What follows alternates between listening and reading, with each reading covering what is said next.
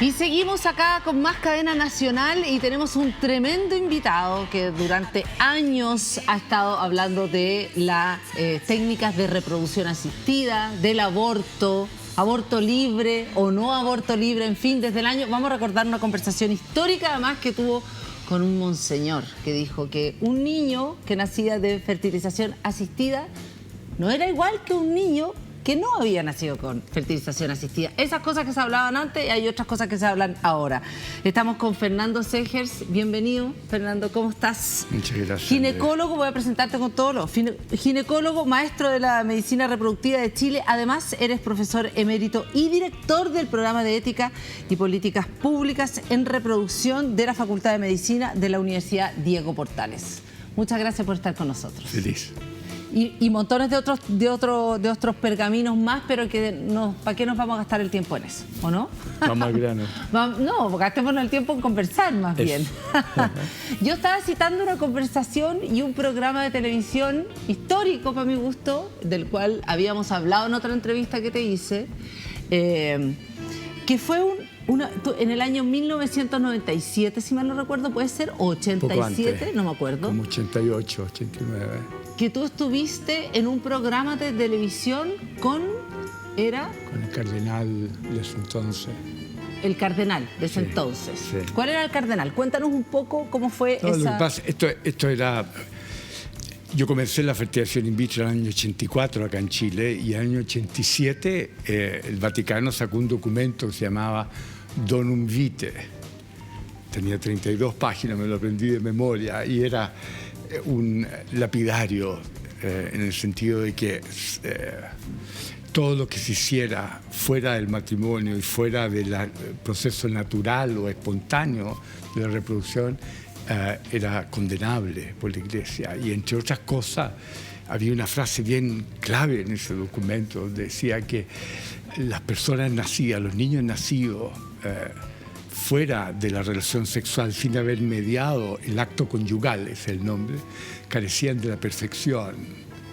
Y entonces, cuando en un programa de televisión estaba el cardenal frente a mí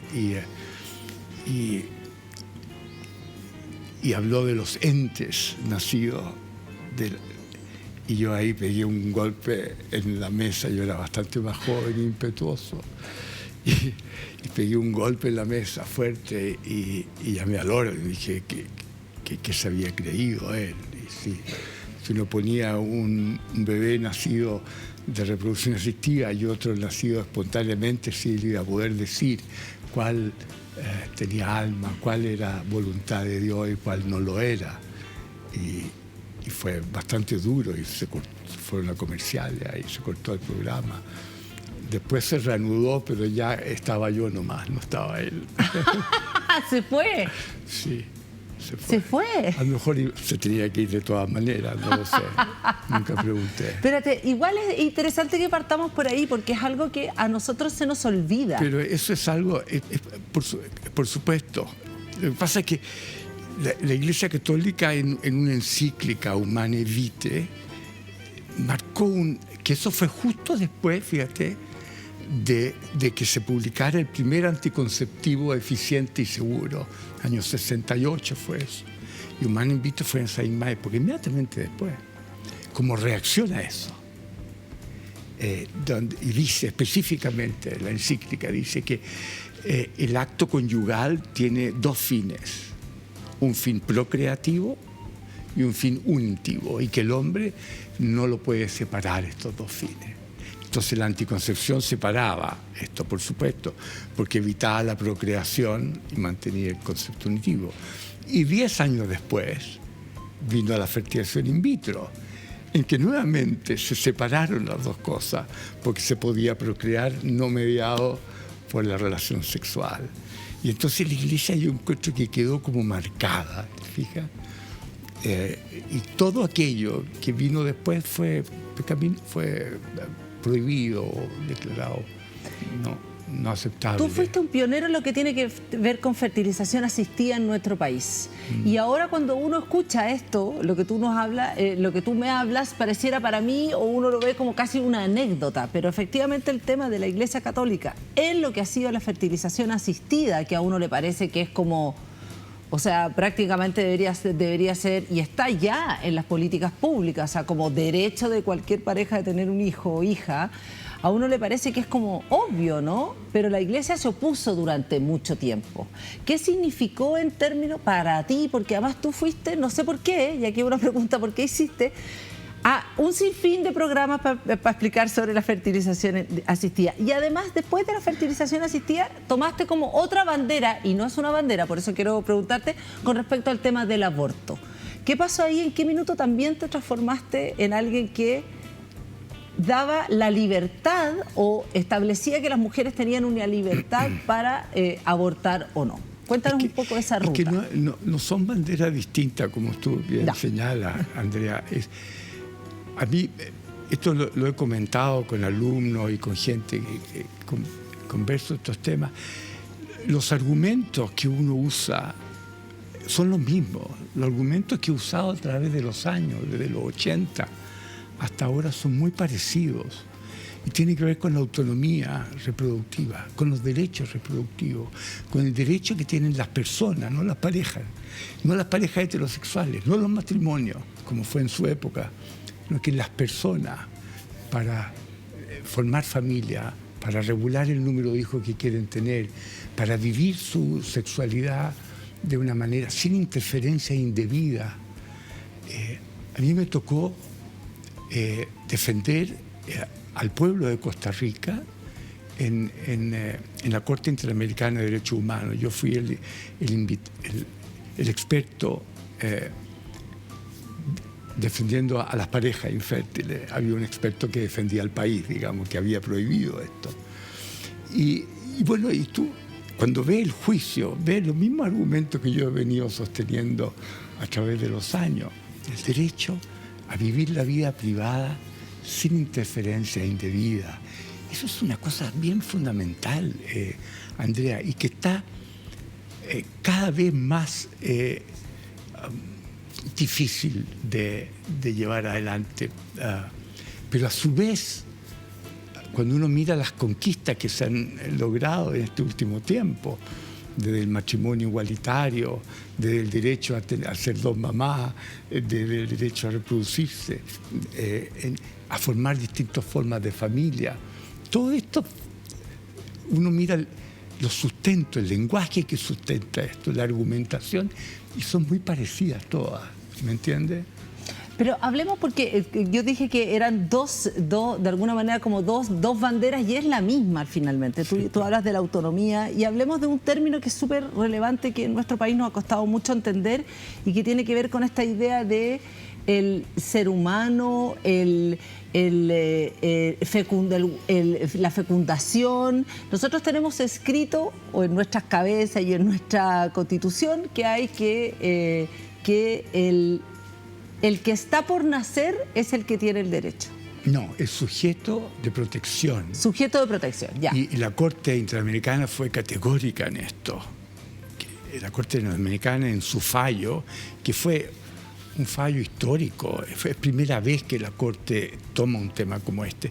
Y esto ha sido importante no solamente en las Américas, sino que en el mundo entero, el fallo de la Corte. La Corte dice explícitamente que el sujeto de derecho es la mujer y no el feto que lleva adentro, no el embrión.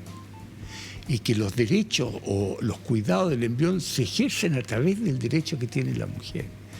O sea, pone claro y de manera ineludible esto. Y el artículo 4.1 de la Convención Interamericana de Derechos Humanos, que ha sido muy referido en todas estas discusiones, dice explícitamente el derecho a la vida, y en general dice desde la concepción.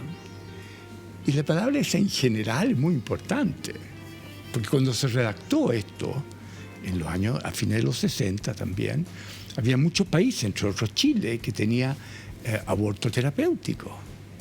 Estaba escrito en la Constitución, sí, el derecho. Y entonces casi todos los países reconocían que habían situaciones donde el derecho de la mujer tenía que primar por sobre el cuidado debido del embrión. Y por eso se puso "y en general", para decir, aquí hay excepciones. Eso es lo que significa "en general", ¿me entiendes? O sea, desde la Corte y en la Constitución nuestra también, el feto es objeto de protección. ¿El feto es persona? No, no es persona. Hay distintas etapas en la vida intrauterina. Se es persona al nacer. Se es persona al nacer. Al nacer. Pero hay distintas etapas, yo creo, en la vida intrauterina, donde se es potencialmente una persona y donde se es una persona en potencia. A mí me parece que un feto, por ejemplo, de término, que puede vivir fuera de su madre, es una persona en potencia, pero no es una persona. Se es persona al nacer. Pero antes de eso, antes de que haya vitalidad, capacidad de vivir fuera del ambiente materno, se es potencialmente una persona. Estos conceptos yo creo que son importantes. A la gente le gusta decir cuándo es una cosa y cuándo es la otra. Como si esto no fuera un continuo, ¿no? Como si hubieran marcas así que uno dice, bueno, es un continuo. Es difícil establecer los límites entre una cosa y la otra. Pero hay un límite, o hay un acuerdo, y aquí quiero saber por qué. Por ejemplo, el poder vivir fuera del útero es un límite. ¿Por qué el aborto, en general, cuando es aprobado, está a los 14 semanas?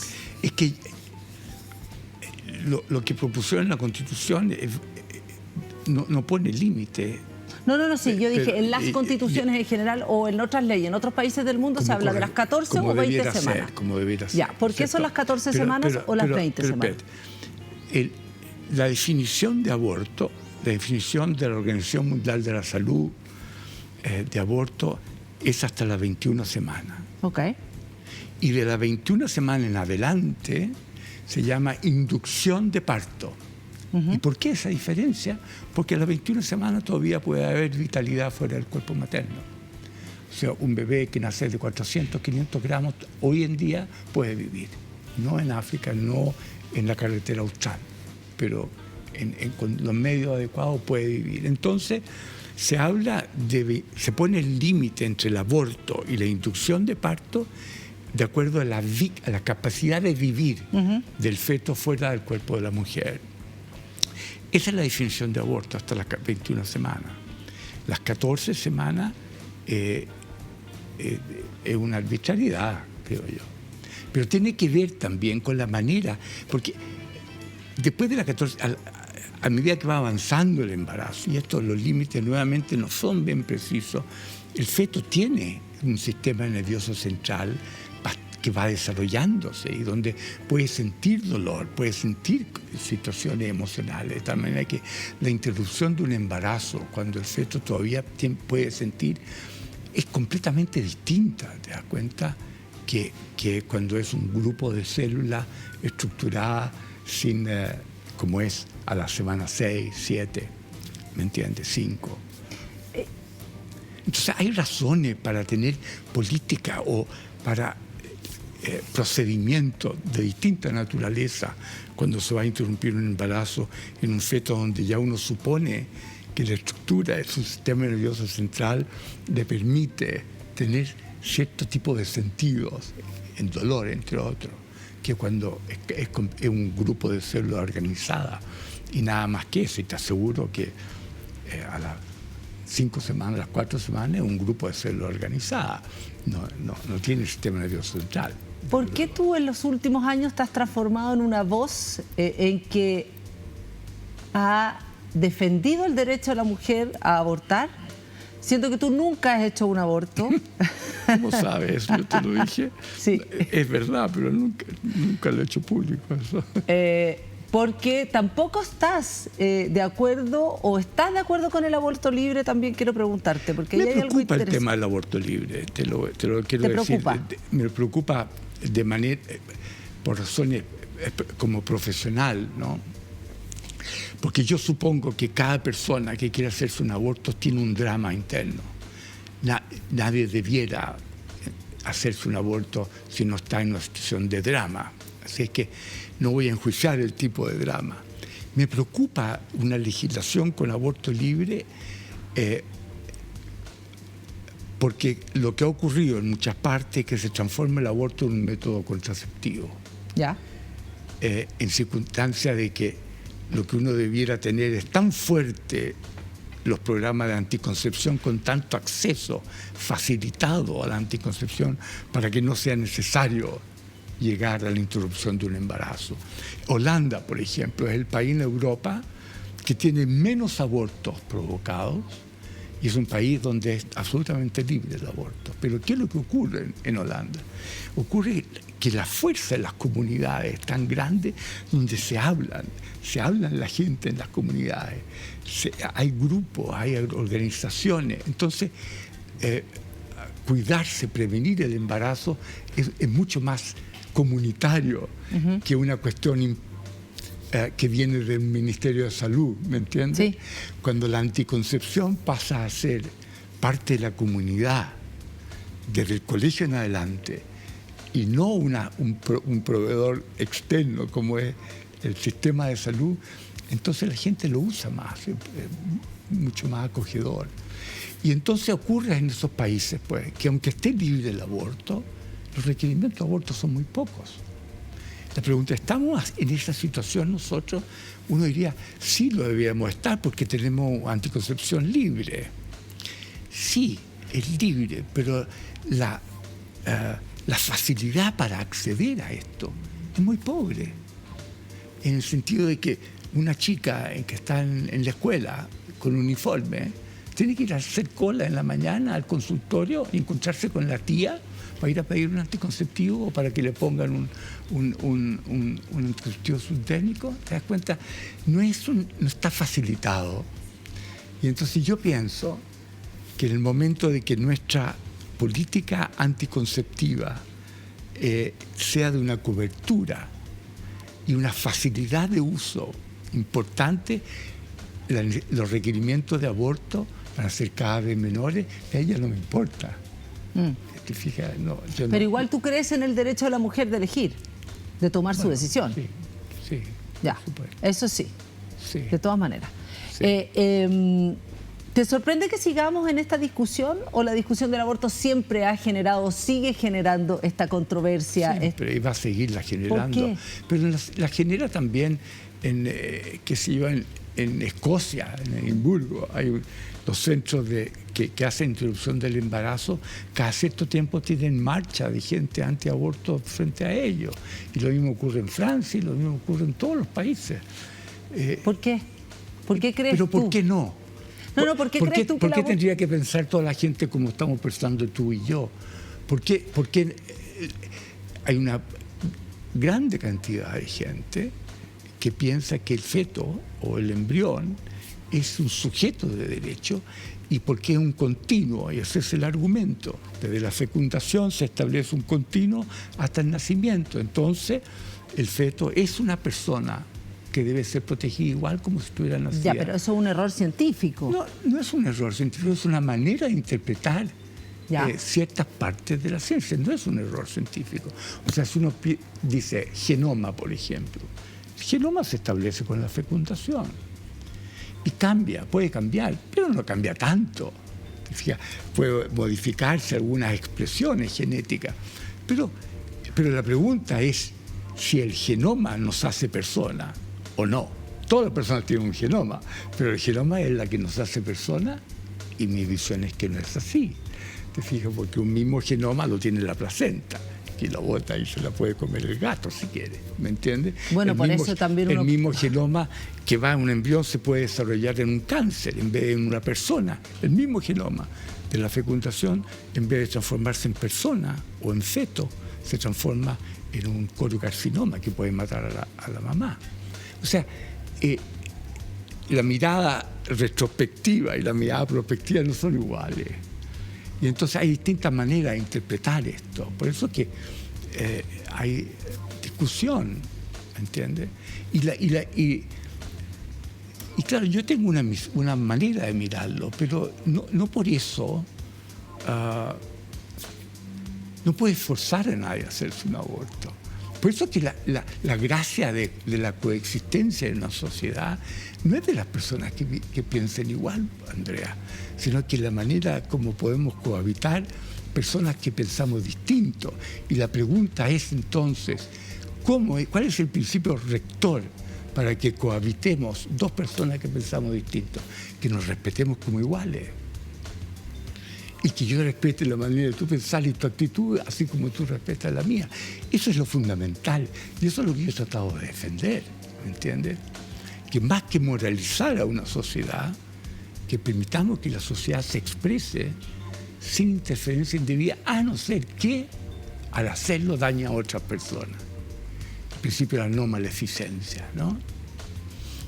Lo mismo, en la manera de hacer familia. Hoy en día estamos metidos en toda una nueva discusión, ¿no?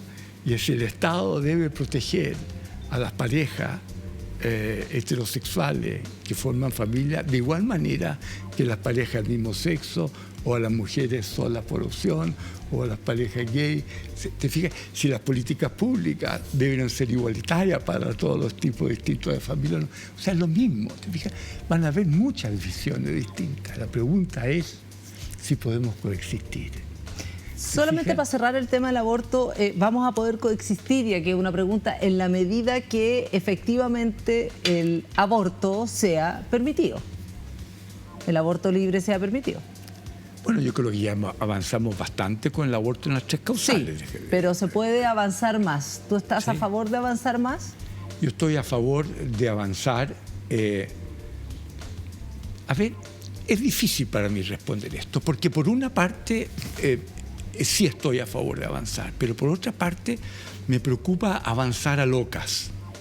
Como te dije antes, me preocupa abrir esa ventana sin haber resuelto una ventana previa de una manera eficiente. Que no está resuelta, evidentemente. Que no está resuelta. ¿Te das cuenta? Entonces, yo pienso como política pública, porque más allá, y esto es una cuestión re importante, creo yo, más allá de las morales particulares que uno pueda tener y de la visión particular que uno pueda tener, si uno va a hacer leyes o va a contribuir a hacer leyes, lo que tiene que mirar es cuál es la vivencia.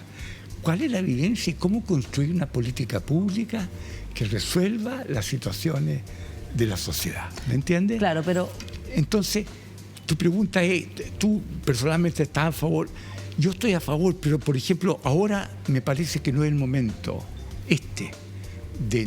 como está estructurada nuestra salud reproductiva, no es el momento de implementarlo. Sí de definirlo a lo mejor, pero no de implementarlo. ¿Me entiendes? Ahora, hemos hecho nuestras leyes y nuestras políticas públicas de salud reproductiva en base a ideas conservadoras. ¿Sí? Bueno, esto es un país conservador, tremendamente conservador. Uno de los más, junto con Costa Rica, diría yo. O sea, esa ha sido nuestra mirada también con respecto a lo reproductivo, ¿no? Sí. Conservador, religioso, católico, ¿así ha sido? Por supuesto. Últimamente ha cambiado, eso sí. O sea, yo no me esperaba tener una ley con matrimonio igualitario como la tenemos. No me lo esperaba tenerlo todavía. Yo pensé que se iba a demorar un poco más. Y lo tenemos. Tenemos 2 mamás.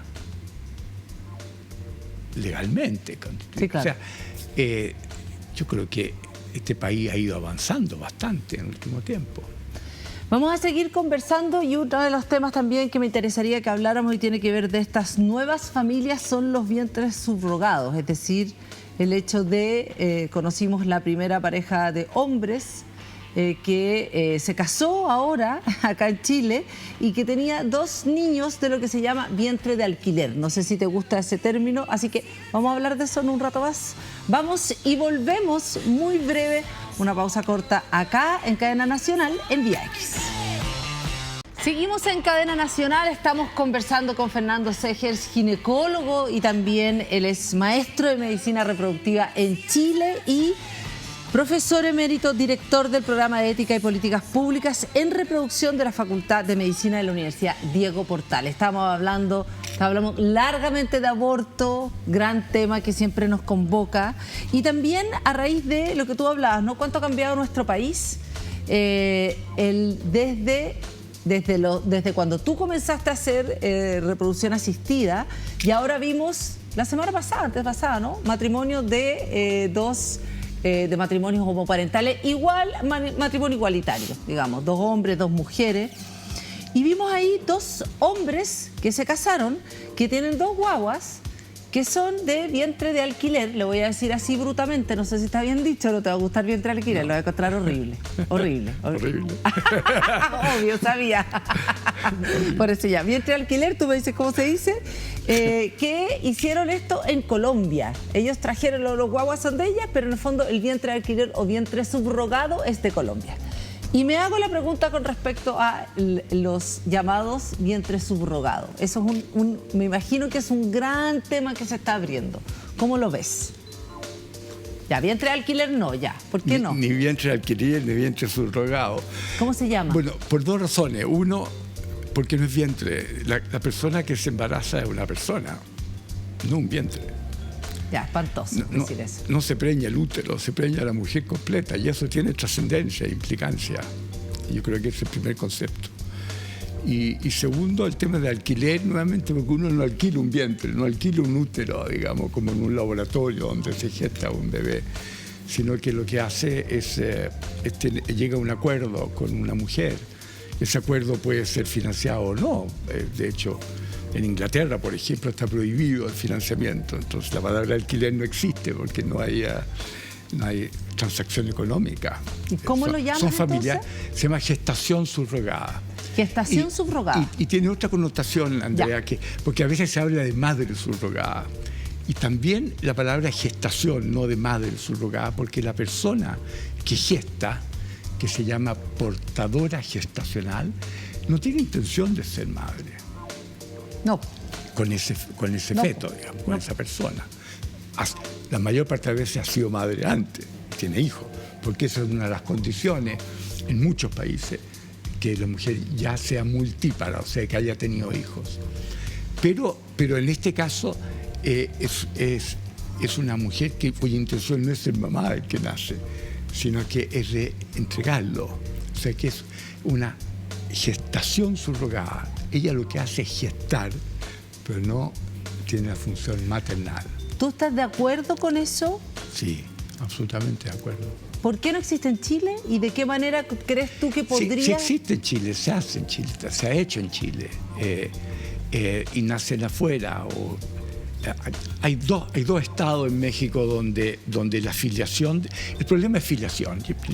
Hay 2 estados en México donde la filiación pertenece a los que expresaron su voluntad procreacional. No a la persona que lo parió, sino que la que expresó su voluntad procreacional. Hay 2 estados en México, hay en Uruguay también, en fin. Pero acá en Chile estamos recién cambiando la legislación. El problema, voy a ir para atrás un segundo, el problema es la filiación de la persona nacida. Porque en Chile el artículo 183 del Código Civil dice que es madre la que lo parió. Y entonces es madre la portadora gestacional, aunque no tenga intención de ser madre. Pero para la legislación ella es la madre. Entonces, ¿cómo podrían los que solicitan el servicio, cómo podrían hacerse ellos mamá o papá? La única manera es adoptando después. Y eso es muy complejo, porque la adopción es complejo. Porque no hay adopción directa en nuestro país. Claro. Tú no puedes adoptar un niño que tuvo otro de manera directa, ¿no? Entran al sistema, para decirlo en bruto. Acuérdate que así fue hace un tiempo atrás, donde a alguna niñita les robaban sus hijos y los daban en una adopción. Por eso entran como un sistema, supuestamente. Sí, tú no puedes decir yo voy a adoptar esa guagua. Así es. Ya. Ahora, cuando tú dices se hace, ¿qué es lo que dices que se hace? ¿Que hay mucha gente o hay gente que se ha hecho? No, mucha, poca. Pero Pero hay gente que se lo va a hacer afuera. Bueno, hay casos de que han hecho en Perú y que han quedado presos. Sí. Ahora, el tema de la gestación... puedo completar Sí, una cosita sí.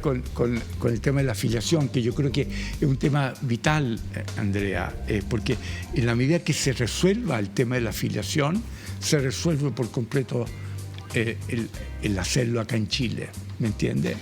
Cuando la persona que nazca no automáticamente no sea la mamá.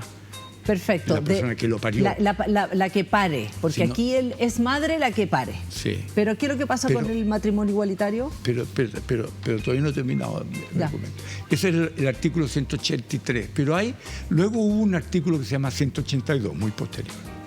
Y en ese artículo decía que será madre y padre del niño nacido el hombre y la mujer que participaron en el proceso, en caso de reproducción asistida.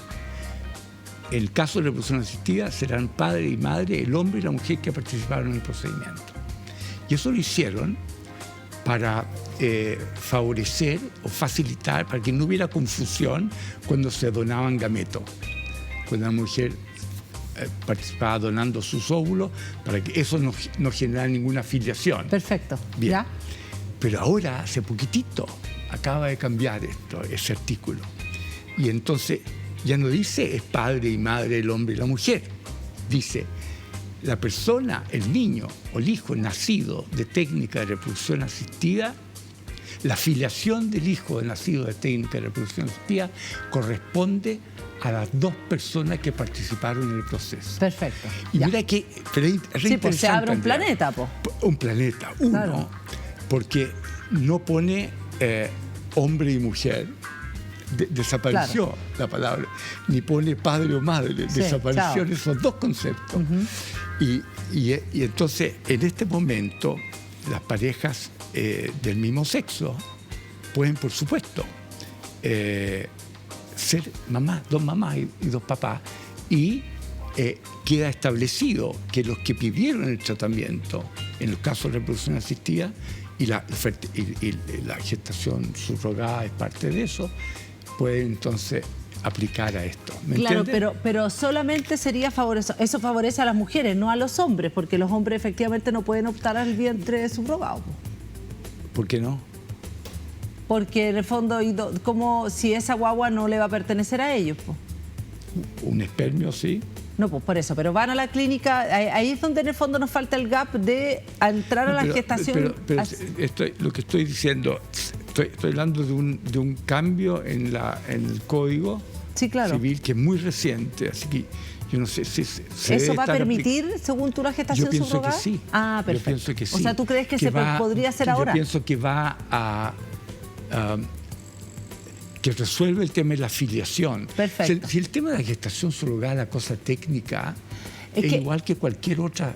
Es que aquí hay un tema que solamente lo quiero cerrar cortito porque igual quiero ir al tema de congelar óvulos y el tema de la fertilidad, que me parece un tema súper importante también, es el tema de la gestación subrogada. ¿No tiene un problema, puede generar un problema de que sea un negocio? Y mujeres que están en una situación económica precaria. India fue un negocio brutal con el tratamiento a mujeres vulnerables, un negocio de billones de dólares. Sí, pues por eso. Pero la última legislación, que no tiene más de medio año en la India, prohibió el negocio de la gestación subrogada fuera de India.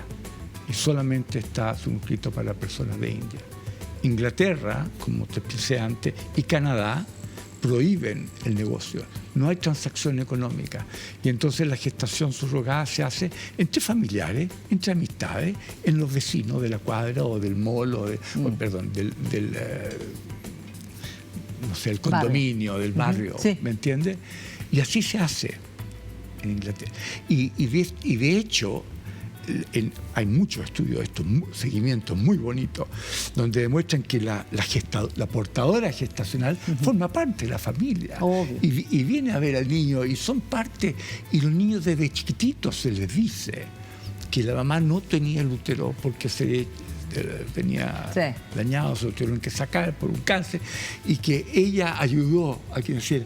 Y para los niños es fascinante. Hay estudios preciosos de esto, para los que les interese el tema, Susan Golombok, de Cambridge, es quien ha hecho todos estos estudios longitudinales muy bonitos. Estábamos viendo ahí imágenes de Google Baby, también de un documental además muy conocido con respecto a lo que estabas diciendo tú, ¿no? Del 2009, con respecto al negocio de la gestación subrogada. Vamos a aprender el término nuevo. Bueno, Ucrania fue India. el segundo país después de cuando se cerró India, se abrió Ucrania. Imagínate ahora, lo que puede pasar ahora con la guerra. Se acabó nomás. Pero ese era Hablemos del tema de la fertilidad, de la cantidad de hijos, hijas que estamos teniendo en nuestro país, el problema de la baja tasa de natalidad, el tema de congelar óvulos. Este es uno de los temas donde tú has puesto además un acento importante también, el tema de la fertilidad preocupado. Nosotros creo que tenemos la tasa de fecundidad más baja de América Latina, ¿no? de América. De América. ¿Cuántos? 1,2, 1,9. 1,56. 1,56. Se llama, el concepto es tasa global de fecundidad, que para que sea simple de entender, el número promedio de hijos que debiera haber por mujer entre los 15 y los 45 años. Claro. Y con 2,1 se mantiene la población estable. O sea, se requiere una media de 2,1 de las mujeres para que el número de personas de los distintos grupos de edades se mantenga. ¿Ok? Nosotros teníamos 2,1 en el año 92, una cosa así, 91, 92. Hoy día tenemos 1,56, la más baja de las Américas, incluyendo Cuba, que era la que tenía más baja, incluyendo Uruguay, que también tenía una de las más bajas. Tenemos ese récord, un maldito récord. Estados Unidos tiene 2, nuestros países limítrofes tienen 2,1, 2,3, Bolivia. Francia, un país que en Europa que se reproduce poco, tiene cerca de 2. O sea, verdaderamente es desastroso para la estructura nuestra la situación que estamos viviendo. O sea, no van a haber jóvenes suficientes para mantener la estructura de los viejos. Esto es un tema económico de sociedad tremendamente serio, tremendamente grave. ¿Pero tiene que ver con que las mujeres no queremos tener hijos o tiene que ver con otras razones que están asociadas, por ejemplo, al tema de la fertilidad? No es que seamos una población más infértil. ¿Ya? Tiene que ver con la actitud, tiene que ver con el costo de la vida, tiene que ver con la facilidad o dificultad para llevar a los niños al colegio, para trabajar, para amamantar, para vivir la familia. Pero el tema no solo ese, Andrea. A fin de los 70 y comienzo del 81, la mayor parte de los nacimientos en Chile eran mujeres de 20 a 24 años. Ya. Hoy, la mayor parte de los nacimientos son mujeres de 30 a 34 años. O sea, se murió 10 años en muy poco tiempo. Lo que significa que las mujeres son menos fértiles, tienen más riesgo de tener otras enfermedades que se llaman comorbilidades, y por lo tanto nuestra población no solamente se está yendo abajo, sino que si las mujeres quieren tener hijos más tarde, se van a ver con muchas dificultades. Como les pasa a muchas. Así es. Después de los 40, la eficiencia reproductiva es muy mala. Pero además, y la fertilización asistida es carísima, impagable. Pero además, aunque se haga fertilización in vitro, sigue siendo poco eficiente. A los 40 años, 72% de los óvulos que tiene una mujer tienen errores cromosómicos. 72%. Entonces, bueno, pero ¿qué pasa con nuestra población? Dame un minuto para contarte. Tenemos una población que casi no se reproduce, que cuando quiere tener hijos los tiene muy tarde. Y tercero, 16% de los niños que nacen en Chile nacen de mujeres migrantes. 16%, es altísimo. No hay nada malo con la mujer migrante, todo lo contrario. Todo lo contrario. Riqueza cultural, diversidad cultural, enriquece a la población. Sin embargo, están viviendo de manera re pobre y triste, pues. El acceso a los colegios, el trabajo es lejos, o sea, tan poco tiempo con sus hijos. O sea, las condiciones en que están naciendo la población que va a mantener, a mí no, pero a los viejos de ese entonces, es con una muy pobre educación. Ese es un 16%.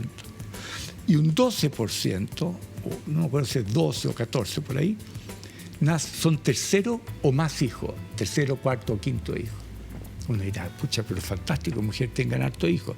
Sí, pero el 70% de las mujeres que tienen 3 o más hijos fueron al colegio con un máximo de 12 años. O sea, la etapa escolar solamente. Entonces, 30% al final de los niños naciendo en Chile vienen de condiciones sociales y económicas muy pobres. Y esa es la gente que tiene que mantener a los viejos, si no el sistema se desmorona. Un país se desmorona con esto. Y eso es un problema social y económico para nuestro país que no lo estamos enfrentando, ¿te fijas? No estamos facilitando la procreación. ¿Y qué crees tú que es lo que hay que hacer? Y entonces la pregunta ¿es reversible esto o no? ¿Se puede volver hacia atrás o no? La experiencia internacional demuestra que no. Que no. Que no. En China, por ejemplo, que están con una tasa bajísima de fecundidad después del One Child Policy de un niño por familia, no lo pueden revertir, están con una tasa muy baja de 1.4 y no lo pueden revertir y están poniendo incentivos económicos. Lo mismo está ocurriendo en Francia, lo mismo está ocurriendo en Hungría, en muchos países del mundo. Y es poco eficiente. Entonces, la pregunta es, ¿qué es lo que tiene la técnica y la ciencia para ofrecer? ¿Hay alguna manera en que la ciencia puede hacerse cargo de una cosa que la sociedad va en un camino que no es recuperable? Y ese es un lindo proyecto que yo estoy iniciando. ¿Cuál es ese proyecto? en la universidad. Entonces, lo que quería, porque la manera de hacer esto, Andrea, una de las maneras es congelar óvulos, que las mujeres jóvenes puedan congelar sus óvulos y usarlos a los 40 años, a los 42 años, a los 43 años. Pero es que es mega caro, aquí sacamos la cuenta. Pero si esta es una necesidad de la población, del país, ¿ya? Entonces necesitamos políticas públicas. No es caro hacerlo, caro es cuando es un negocio hacerlo, pero técnicamente no es caro. ¿No es caro? ¿Técnicamente es una técnica barata? Es una técnica, bueno, nada es demasiado barato en esto, pero es una técnica que cuando tú dices, voy a usarlo como política pública, entonces el país negocia con la industria, el país negocia con los proveedores de medicamentos, el país negocia con los centros para congelar. Y eso es otro negocio, te das cuenta, lo hace factible. ¿Y tú crees que eso aumentaría porque tú dices que no se ha podido revertir en ninguna parte del mundo? No, pero una de las razones por las cuales no se revierte, y una de las razones por las cuales creo yo, en Chile tenemos una tasa tan baja de fecundidad, es porque nuestras mujeres han entrado en la cuestión laboral muy activamente y en la cuestión académica muy activamente. En Europa hoy en día hay un 16% más de mujeres que tienen alto nivel académico que hombres.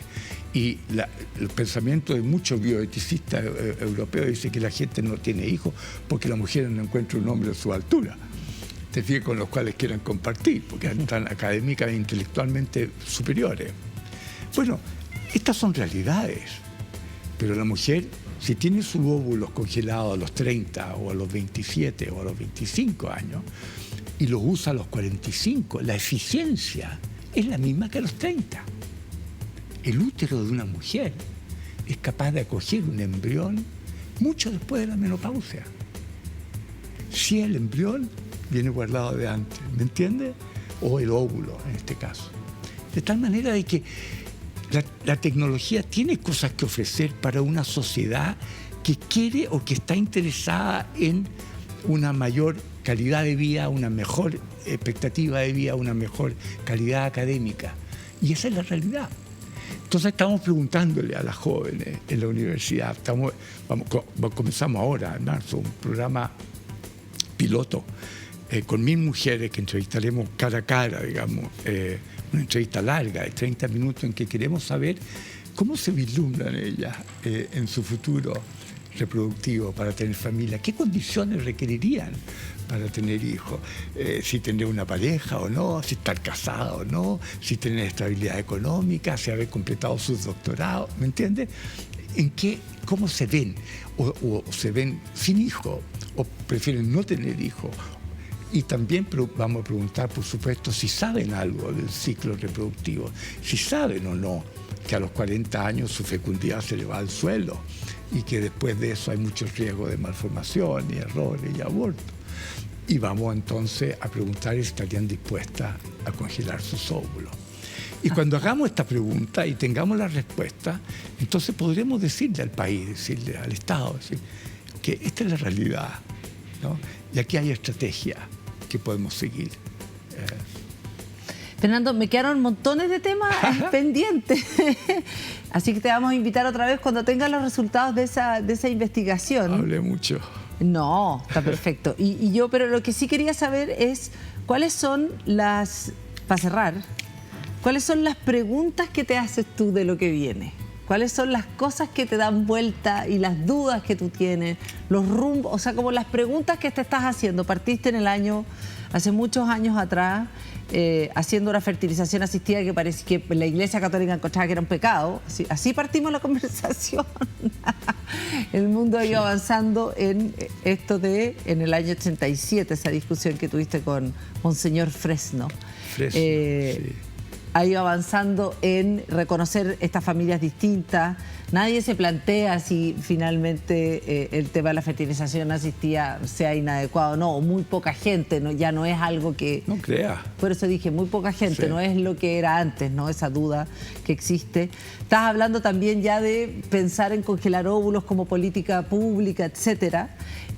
¿Cuáles las otras preguntas que te haces ahora? A ver si las podemos contestar en la próxima entrevista. No, pero dejémoslo abierto. Por eso, la verdad, Andrea, es que lo que estamos hablando es cosa casi del pasado, verdaderamente. O sea, lo que viene de aquí en adelante es mucho más complejo de todo lo que hemos hablado, Y yo diría que desde una perspectiva social el tema es el acceso.